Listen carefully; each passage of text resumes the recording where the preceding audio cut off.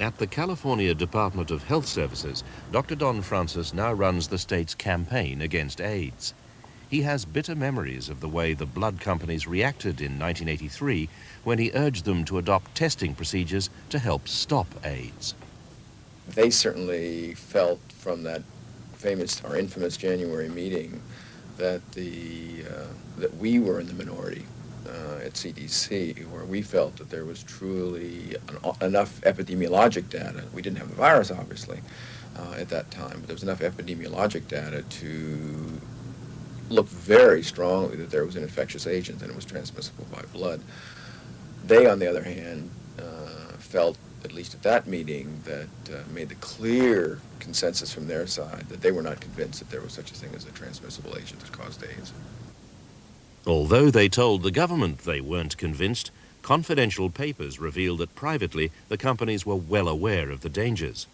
Cutter, another big blood company, proposed in December 1982 that an AIDS warning be included in every Factor VIII package because litigation is inevitable. No such warning was given for another 2 years. And Armour management conceded that AIDS was probably a transmissible disease found in all blood products. Company documents that we've managed to get hold of show that they knew that AIDS was highly likely to be transmissible by blood in December 1982. How do you react to that?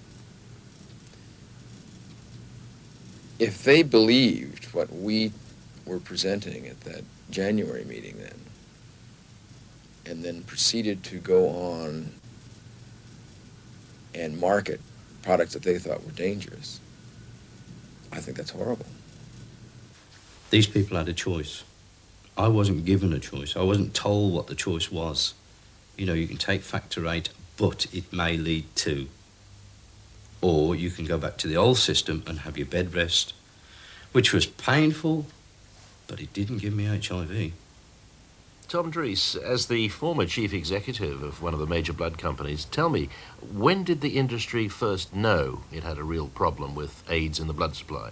Well, I knew when the CDC made a presentation at an ABRA meeting in November, the first week of November in 1982, but I subsequently have found out that others knew back into 1982, as early as June and perhaps before that. With firm medical evidence of the links in high-risk groups between hepatitis and AIDS, it seemed to Tom Drees that careful donor selection was then the only possible way of increasing safety margins. It was certainly better than nothing, which was the response of his rivals in the other blood companies. We decided to do the only thing we could do, which was to screen donors, not by any test, because there was no test available yet, but simply by asking them if they were in one of the 3 high-risk groups, and trusting that they would tell us the truth. I mean, it wasn't very much, but it was all we could do.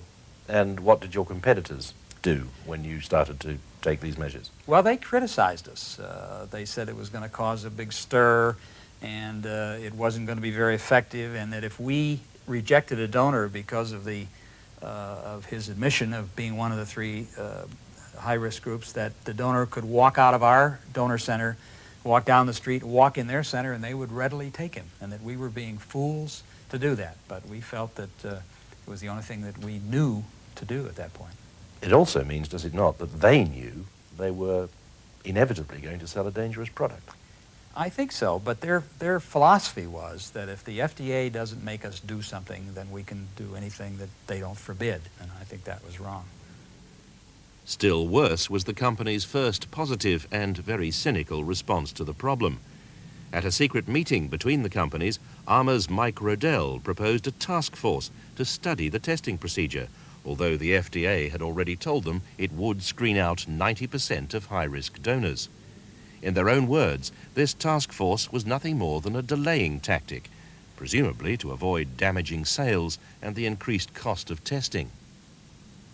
Even a year into the absolute necessity, practically a year and a half now, of cleaning up the blood supply, these people are still holding on with their fingernails to their profits. They still would not concede to test, and the best they would do was present a delaying tactic. They would throw up a smoke screen and make it look like, oh yes, we're really looking into this issue. But in reality, it was just a delaying tactic so they could sell more of their product. And you're saying Armour was a leading force in that? Oh yes, I'm certain of it. Are you really saying that Armour deliberately delayed tests, deliberately sold an unsafe product they knew could have killed people? Without a doubt. Without a doubt. And if we were to tell you that the company and others knew there was a problem, a serious problem, and had connived together, I think that's the right word, to institute delaying tactics till they got their house in order, how would you feel about that?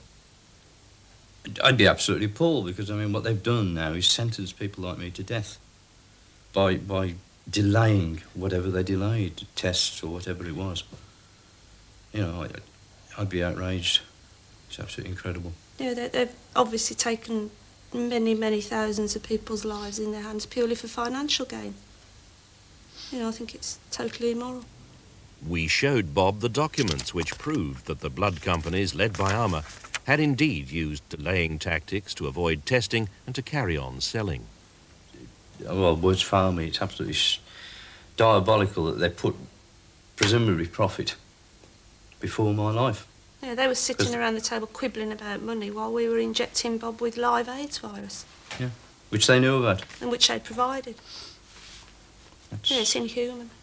It's absolutely appalling that they should even contemplate doing something like that. It really is. And do they know what they've done? I don't know. What Armour could have done is now being done in Britain. At Elstree, British-made Factor VIII is pasteurised to kill the AIDS virus. It's heat-treated for 72 hours at 82 degrees. In New York in 1984, leading virologist Dr. Alfred Prince was commissioned by Armour to test the company's own heat treatment process, 30 hours at 60 degrees. It became clear that heating in the dry state at 60 degrees for 30 hours was marginally effective, but much more effective were longer times of heating and higher temperatures. I think that the manufacturers who used that were quite comfortable at the time that they had a process that was okay. But on the basis of those tests, would you have taken, had you needed it, Factor VIII, heat treated for 60, 30? I would have chosen a more rigorous process, of course. But when he told Armour that his tests showed their heat treatment didn't kill all the AIDS virus, they discounted his research and ordered him not to publish the results. They went ahead with their inadequate 30-hour 60-degree process instead.